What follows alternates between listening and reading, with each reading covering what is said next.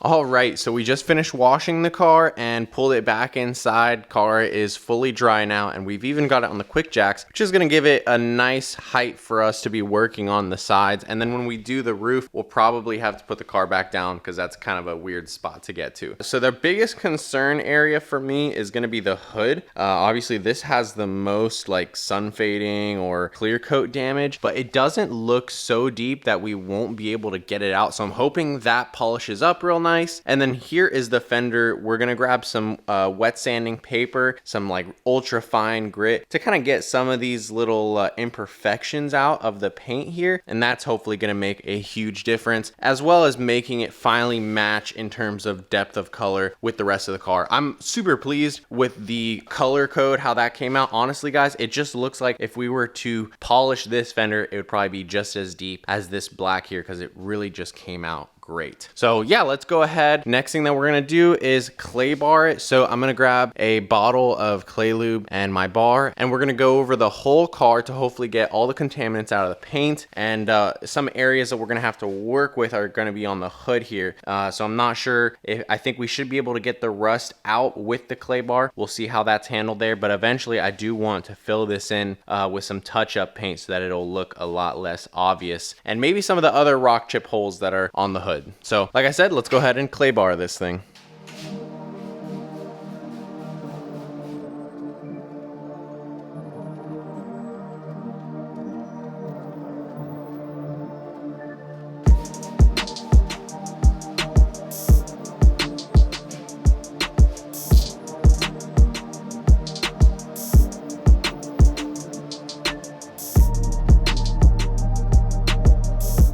Just listen to the difference between the hood, which I just clay barred, and the fender here.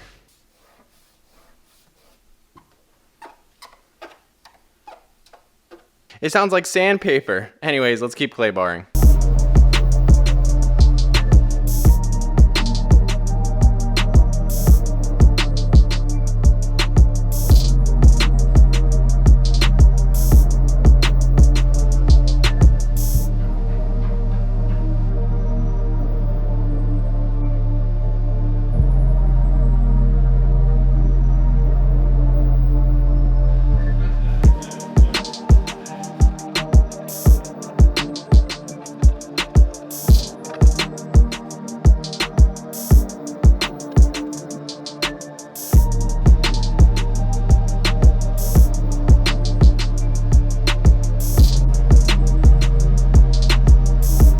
All right, so we are all done with the clay barring process, and the paint definitely seems a little bit deeper already. You know, we can still see all the scratches and all that. And the top as well, we took care of. That was a little tricky, but I was able to stand on my chair. And getting a lot closer with the paint, with the clay bar, has made me find all the small imperfections. Honestly, the body is not in bad shape. My biggest areas of attention that I would point at would be the door. You know, having been sideswiped before, the door has a little bit of a crease somewhere here, and I would probably think you could pull that out with PDR. And then over on this side, there's a couple of small dents. I think there's a little crease right here, probably PDR that, and another small one somewhere here. But it looks like the car has had the paint filled in to little spots where there were scratches, so someone's used touch-up paint on this car before. So that's pretty interesting to find, but it does lead me to believe that this car is all original paint. And then up on the roof, the only other thing I noticed is that there is one spot that's probably a little bit beyond repair where it has started to crack in the paint. So unfortunately that might be beyond repair, but I do think that the rest of the paint is in really good condition and we'll be able to get it looking really good in a second. So what we're gonna do next is I'm gonna tape off all the pieces that we don't wanna hit with our buffing pad and our compound polish. So that's gonna be like all the chrome trim pieces, the black window seals, the black trim, and then I think we might not be doing the bumpers and the side skirts. Those are two areas that I don't really wanna touch because the paint is, you know, pretty well destroyed down in those lower areas, and I don't feel like it's going to make a huge difference to the overall look, especially since the rear bumper probably needs to be replaced. Same thing with the front bumper. Those things are a little bit damaged, so we're not going to worry about those. But we do have to wet sand this fender here, and so before we do that, we are going to go ahead and mask everything off, and then we'll probably tackle that first. So let's go ahead and do a little bit of taping.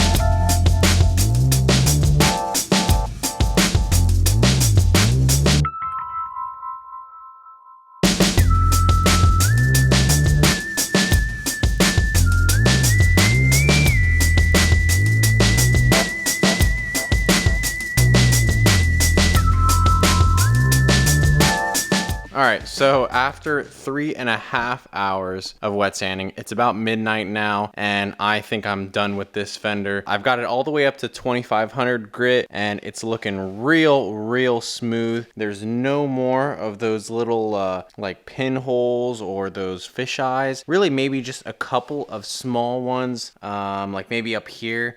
I don't think you would notice them very well, but the rest of the fender looking super glassy. So I can't wait to polish this thing up, but we're gonna wait until first thing in the morning, and then we'll also be polishing up the rest of the car at the same time. So I'll catch you guys in the next clip.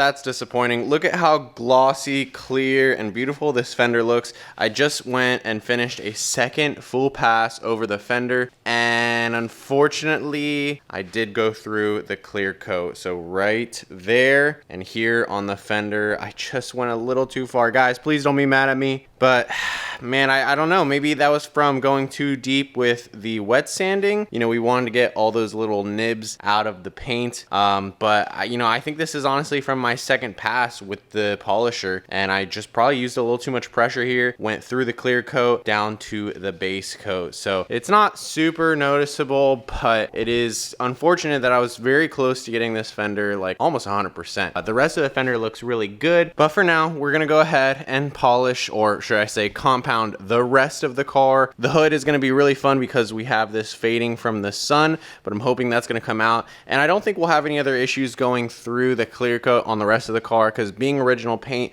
all this is 100% cured really hard. So I think it'd be a little more difficult for us to really eat through the clear coat. So we'll go ahead and compound the rest of the car now, and then I'll check in with you guys before we get to the polishing step.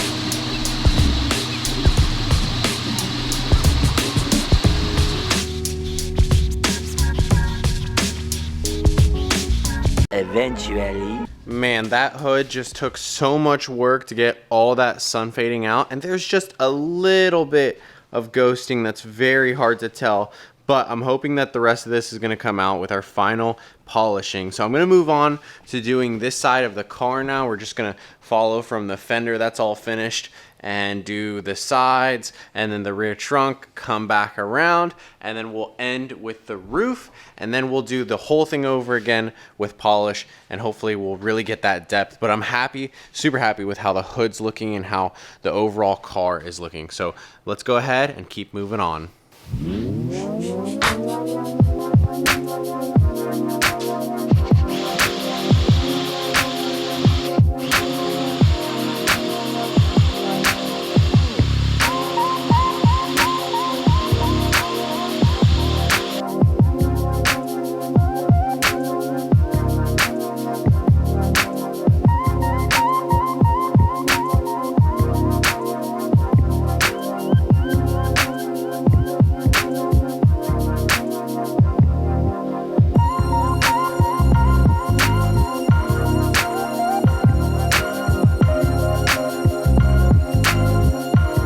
Alright, so after about 9 hours of buffing with that Meguiar's compound, I'm super happy with how the cars come out. Literally every single panel that I touch, it looks like it just gets a deeper and deeper black, and all of these things look great. Honestly, I'm really excited to see this car in the sunlight, because in here it's a little weird to try to find those hidden scratches. I mean, just looking at it straight on, you really can't see anything. Looks really smooth, really deep, and the mirror reflection, you know, really tells all. But yeah, in some areas you can pull up a light, and at the right angles you can still see small scratches, but these are the ones that are the deepest. What we have been able to get out is all the swirl marks, all the ones that were just from improper washing, years of not having a paint correction. Although again, like I said, I do think this thing has had multiple chip spots filled in before, which means that, you know, someone at some point decided to take care of the paint and make it look good.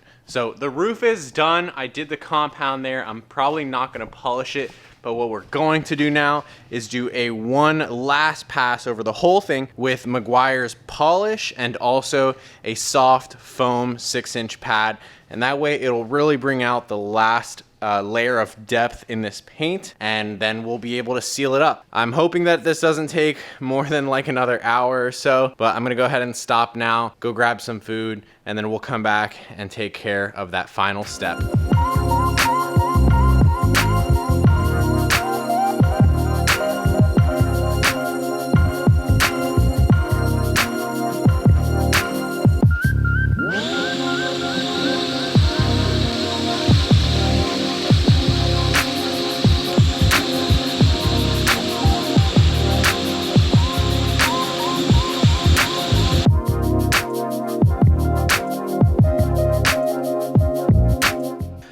I just finished polishing the hood and there's no difference. So I don't think I'm gonna do the rest of the car. Honestly, I'm super content with the finish that we got from the compound and the microfiber Meguiar's pad, and I don't see any like small swirl marks or anything that you would expect to find if you needed to go to a last step of doing a polish. So doing this, I mean, sure, you know, it does look good, but I stopped halfway through compared to this side and I really couldn't tell a difference, and it was actually a little annoying to get the polish off afterwards because it kind of dries up and gets sticky, and then you have to use a lot of microfiber work just to get it off, and again, I don't think it makes a big difference. So what we're going to do now is I'm going to finish this up by doing a full layer turtle wax ceramic coating spray, and that's going to seal this surface and also fill in some of the smaller gaps, any you know, little scratches that might still be in the clear coat that we can kind of see. It'll start to fill those in with the ceramic coating, and with multiple layers you could probably build those in to the point where they'd be almost completely unnoticeable. But anyways, yep, let's go ahead and seal this paint, and I'm really excited to get this car back on the ground and finally call it almost done. And the reason I say almost done is because we have one more interior mod we're going to be doing. I have the supplies on the way and I can't wait to share with you guys. And it has to do something that you can see right here. So that's enough hinting. You'll see an upcoming episode on this car, and then soon enough it'll be off to its next owner. Anyways, yep, let's go to the ceramic coating now.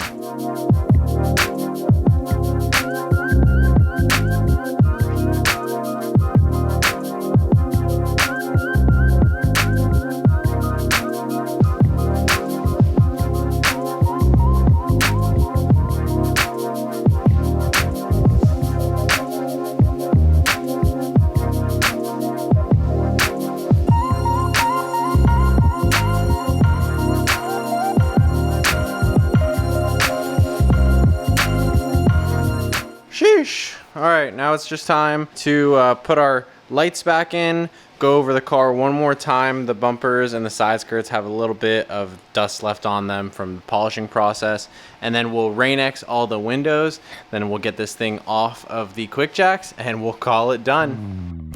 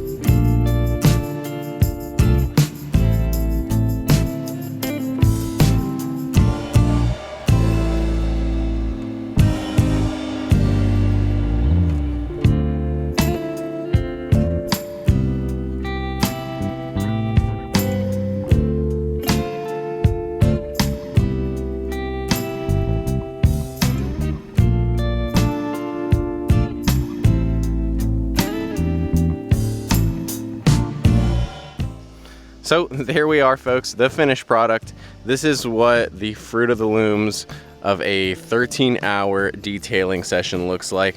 And you know, I really have respect for those guys that can sit down and do this for clients' cars day in and day out, and like one car in a day, because I had to take a lot of time just to get this thing ready.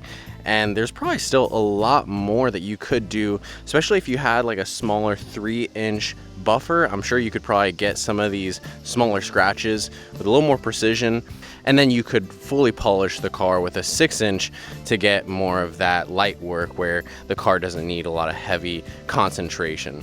So it came out great. Maybe in some areas with direct sunlight you can tell where the circular swirl marks are, but they're very deep in there, so they're not very noticeable is what I'm trying to say.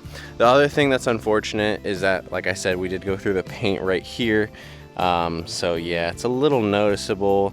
It's, I don't know, I'm kind of disappointed, but also I feel like we learned a lot with this fender, and I'm thinking that this was just because I did a lot of wet sanding to get the bubbles out in this area because I thought it'd be, you know, very noticeable to see any of those, like, you know, little nibs. And there's still a couple in there, but after that wet sanding and polishing, it looks great. And also the color is really accurate. So like I said, super happy with the results here.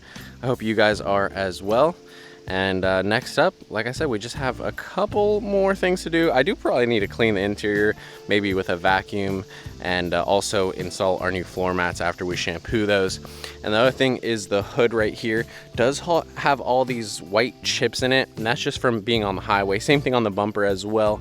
But I have a feeling that you could probably make all these little specks look a lot less noticeable if we fill them in with some touch-up paint. So I might be doing that. Maybe I'll show you guys the results, or maybe I'll throw it on the Patreon for you guys to see the difference there. But anyways, I hope you guys enjoyed that lengthy process with the wagon.